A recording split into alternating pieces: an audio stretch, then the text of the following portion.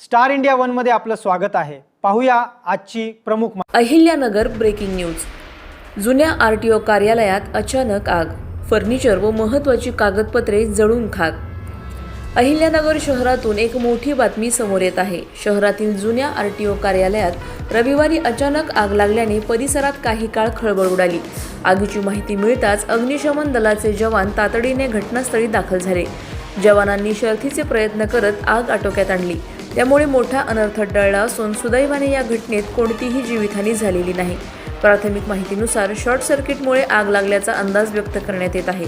मात्र आगीचे नेमके कारण काय हे तपास पूर्ण झाल्यानंतरच स्पष्ट होणार आहे।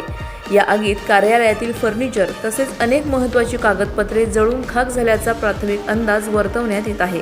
त्यामुळे कार्यालयाचे मोठ्या प्रमाणात नुकसान झाले आहे।